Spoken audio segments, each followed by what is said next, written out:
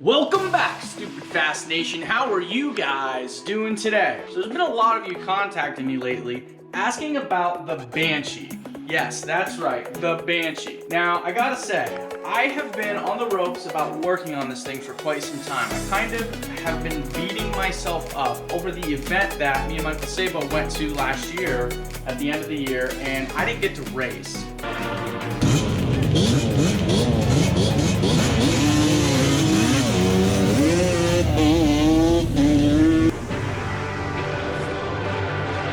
I'll kind of show you a quick clip right here.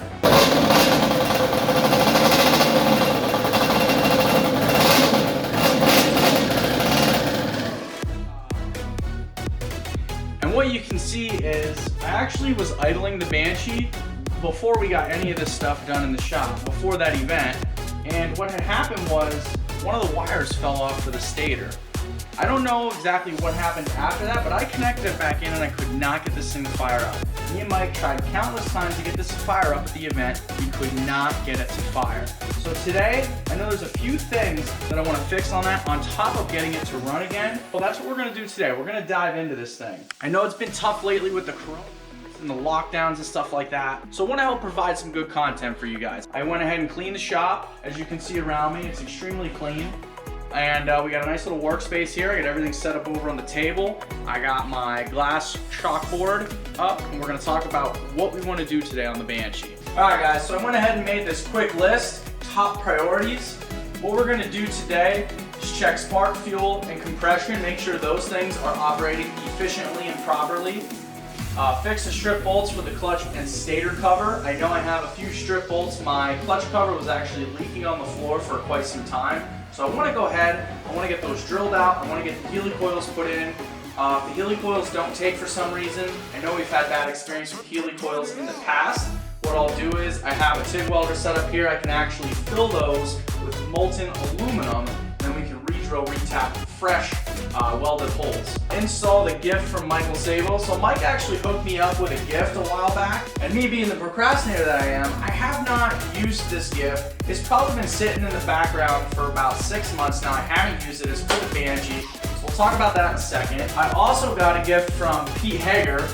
Some of you might watch Pete Hager's videos, as well as Michael Sabo's. Pete Hager actually won his Instagram contest, and I'll open that up as well. And then we'll also check the stator wiring and the pickup coil. We want to check resistance and ohms across those things, and make sure the pickup coil is gapped properly, things along that nature on the electrical side of the system. Make sure the regulator's working properly, make sure the coil has proper resistance. Just things we want to look for, anything that's causing this to not work properly. So as you guys can see here on the table, I have some of the stuff lined up for the Banshee. One of the things being my compression tester. I got to find the other piece to that. I got a brand new clutch cover gasket. I have intake gaskets so we can strip a lot of that stuff down and fix it. I have a temperature gauge that's going to go on the radiator line. I have a brand new pickup coil from Coil Spec. I don't know who that is, but it's on eBay, so it's like a $13 pickup coil, which isn't bad. I have a kill switch that I have been waiting to install for, you know, half a decade now. I have some Chinese levers in lime green. I don't know if I have the holders for these, but we'll try and see if we can get those installed. We'll see what we can do. I have the grips, and then I also have a set of Pro Taper contour bars with the mounts. These are from Michael Sabo. I can't remember if he got me the grips or not. It's been so long, but I know that he got me these handlebars and these mounts. Thank you, Mike. I appreciate that. And I meant to do a video on this a while back, but I got so frustrated after I kind of broke the Banshee that I wasn't sure what to do for the longest time with the Banshee, so I just left it sit because that's how frustrated I was. But now I want to install this stuff. We're going to work on it today. And then I have Pete Hager's gift from Instagram. We're going to open that up real quick. I have the coolant. I have engine ice, 2 half gallons or what have you of that.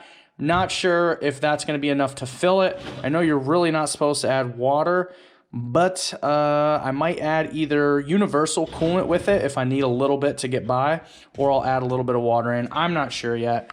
And then, you know, that's just random stuff. So yeah, let's go ahead and open this up real fast.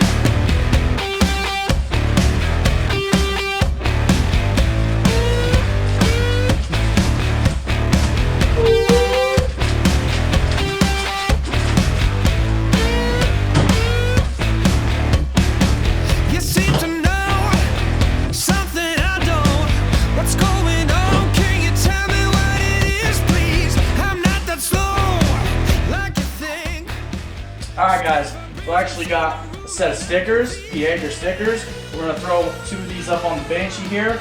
I got to clean the plastics off from that thing, but we are definitely going to throw a couple of these on the Banshee and maybe also on the toolbox. And also, he was so kind, he sent me a t-shirt. Oh yeah.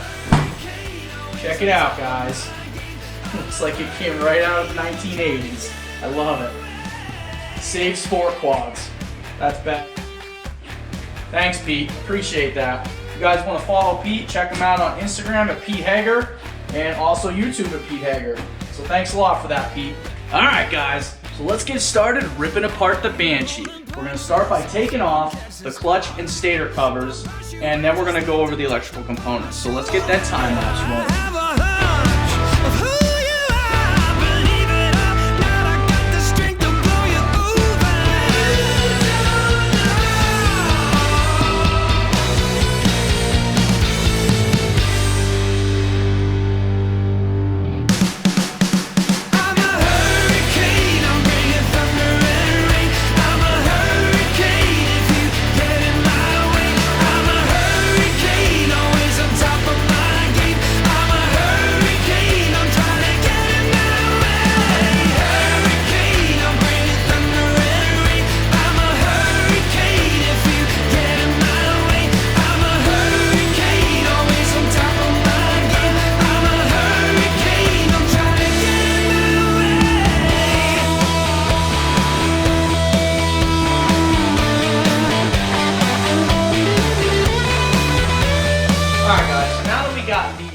Cover off, we can go ahead and start checking some of the things out. We can start working on the stripped holes.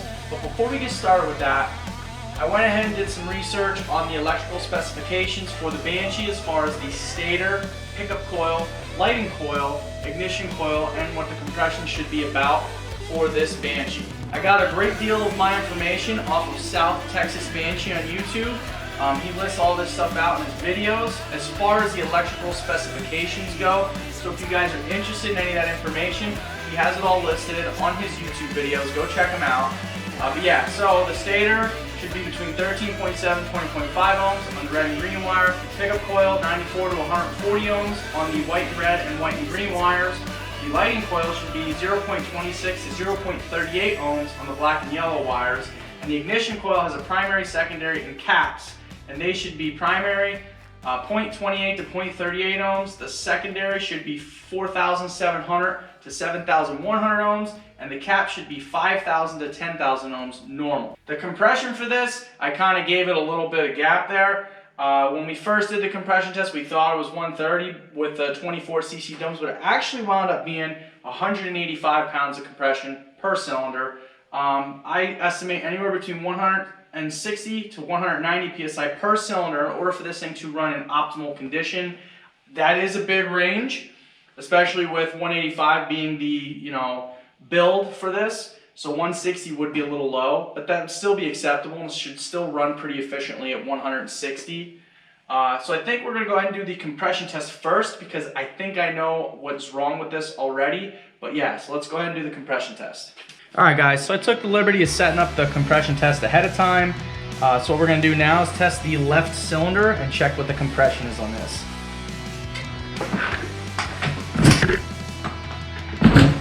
Alright guys, so as you can see there, the left cylinder is at about 180 pounds of compression. So let's go ahead and do the right cylinder. Alright guys, so one of the things right off the bat here is I noticed it's very, very easy to kick over with only the right cylinder being blocked with the compression tester. And I spent a few kicks kicking this thing and it only got up to 40 pounds of compression and wouldn't go any higher, and it's already dropping down. We're already down to nothing really. So honestly guys, that's quite the bummer, as this did just get freshly rebuilt, but maybe I put something together wrong when I was putting the rings in. It is possible that I didn't have them seated properly and it literally wore the ring down until there was nothing left pressing against the side of the cylinder. We're gonna go ahead and drain the coolant out real quick before we test any electrical components, because I did go ahead and put a spark plug on one of the caps and test the spark, and the spark looks okay, which is why we're going to the compression test first. So we're gonna go ahead and get the coolant drained out, get the carbs off, get the exhaust off, and start tearing this top end off and take a look at the rings and see what happens on the right side.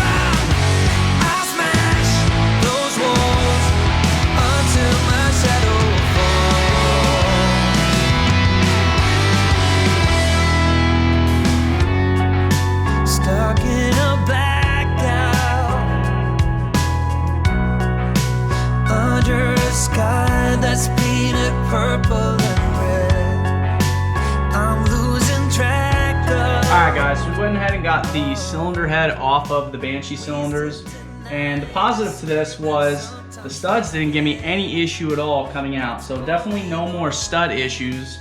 McAdoo Machine did a fantastic job with these stainless steel inserts, so shout out to those guys. They definitely did a phenomenal job on that. So, but let's take a look inside the cylinder real quick.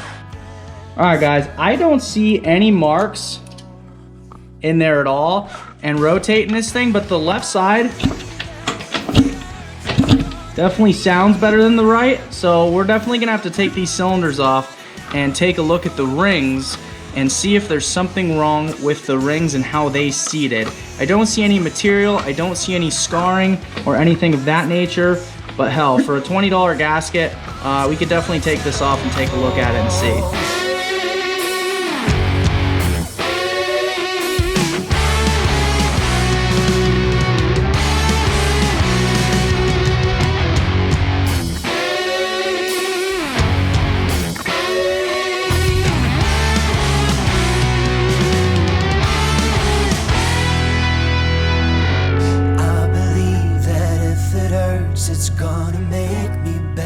Alright guys, so upon further inspection of the pistons and rings, I could immediately see what was causing the right side to not have any compression.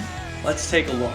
So on the left piston here, you will see there is spring back on the actual ring, which would keep that pressed against the cylinder wall.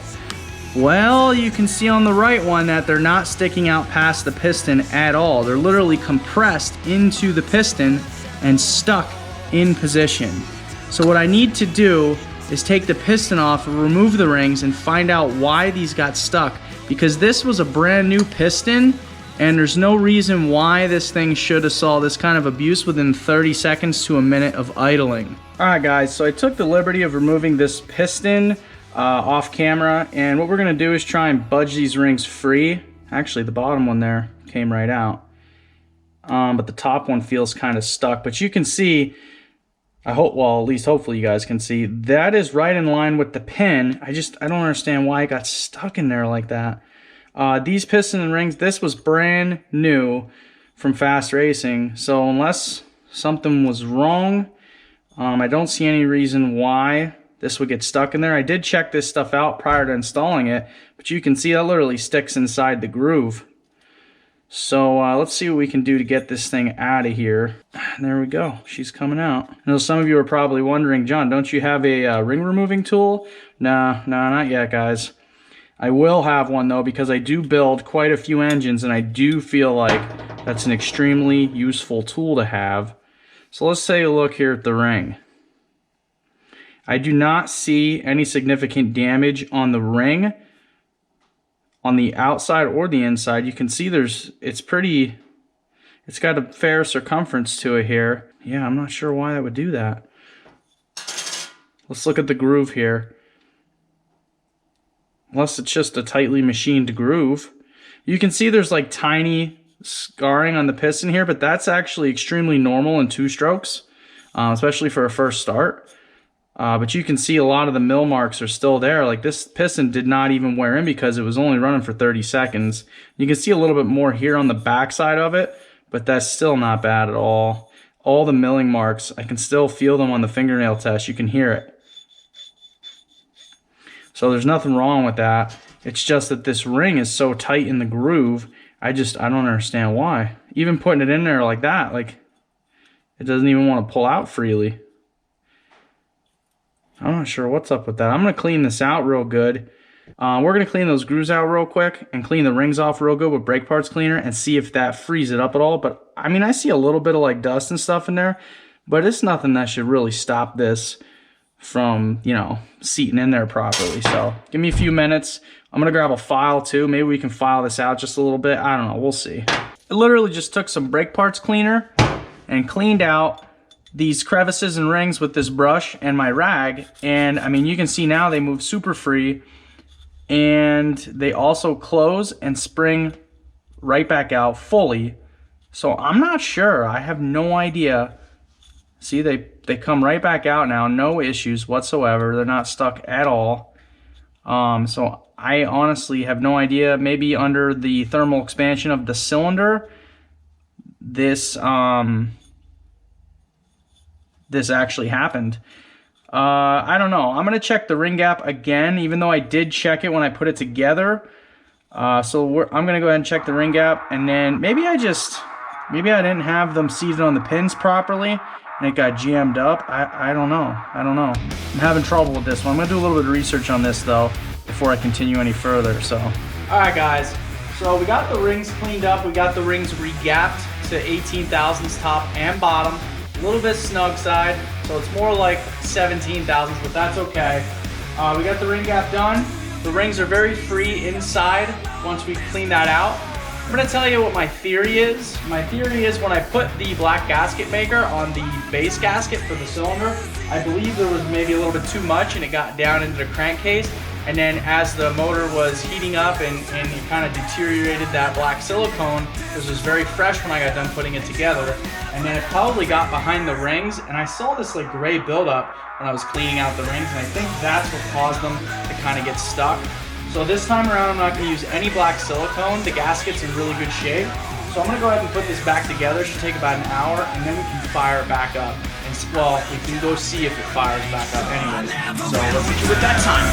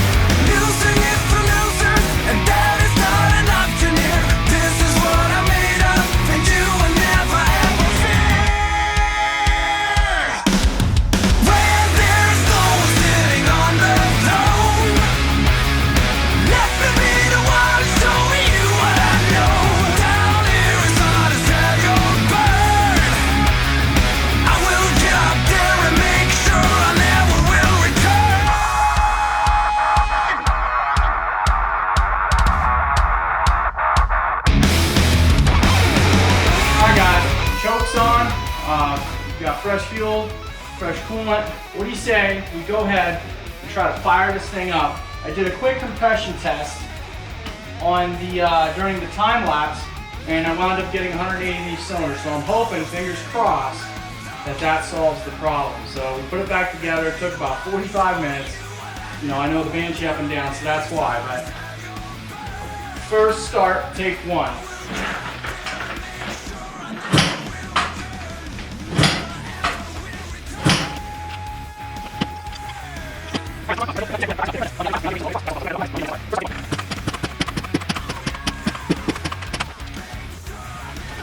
Alright guys, so basically what's going on right now is we've got fuel, we've got spark, and we have really good compression. This thing's a monster to kick over again.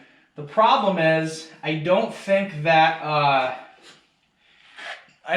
really kicking it over fast enough to generate enough spark to fire it. So my pickup coil's trashed, so I'm gonna go ahead and change that out real quick. And then I'm gonna sand down the strips on the stator here, or on the flywheel I should say. And then we're gonna ohm test everything out. We're gonna ohm test the stator, we're gonna ohm test the coil, and we're gonna check everything and make sure it's all good, and we're gonna look at our grounds. Because if this thing ain't picking up correctly, that may be why it's not firing, because it's not flooded anymore. So we're gonna go ahead and do that now.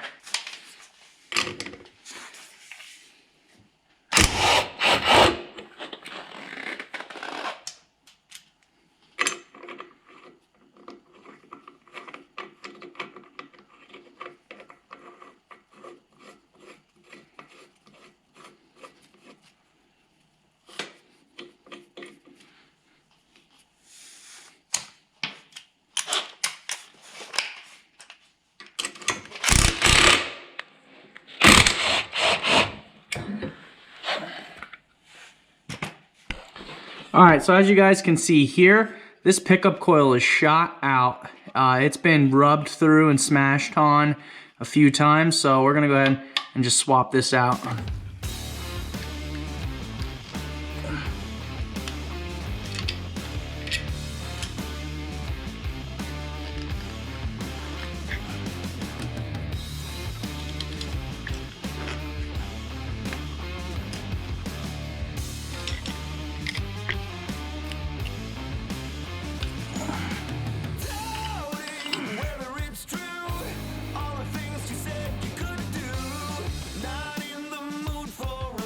17.5, 17.4 on the stator. The lighting is the black, yellow. The pickup is the white and red, white and green. The pickup we got 101.7, little on the low side. And then the lighting side, we got 0.3 to 0.4, and that's about where we want to be, between 0.26 and 0.38. So these all ohmed out good, but the pickup coil I'm going to change out anyways because, as you can see here, it's smashed down quite a bit, like the flywheel might have hit it in the past. So let's go ahead and tear this one out of the package real quick. Alright guys, so we got the pickup coil changed out. We re-gapped it to 18 thousandths. And if you don't have a set of feeler gauges, that's about the thickness of a credit card. It does seem to spark a lot better now when I hit the kicker over, and it's even when I go a little slower. So I got the fuel hooked up. We're gonna go ahead and see if we can get this baby to fire. Take 273.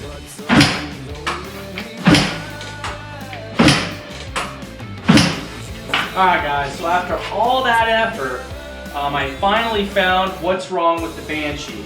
It's the coil and the wires. After doing some ohm tests, the wires actually came back at 0 ohms, so they're junk. And then the coil, the primary was actually 1,000 ohms too low, which is against these two terminals here. And then the secondary, which is against these two, I got nothing across the secondary coil. So that is completely shot. That is why this quad will not start. We have the compression, we have the fuel. Every time I pull the spark plugs out of the cylinders, they're soaking wet. I check spark, I can see spark. After changing the pickup coil and re-gapping it, I can see the spark okay. It's not excellent, but it's okay. So yeah, we're gonna go ahead, I'm gonna get a coil ordered. We're gonna cut it out here, guys. We'll do the handlebars and the clutch side, and also we'll fix the holes on this side on the next video, because I am absolutely determined to get this thing back in running shape again. The compression is back to being monstrous again. Like I said, I did do the compression test. It did come back really, really good. So we're gonna call quits on this one. As always, if you guys like the content, make sure you give me a like, share, and don't forget to subscribe. And if you want to see the next video on the Banshee, make sure you hit that notification bell button. Thanks for watching, guys. See you in the next one.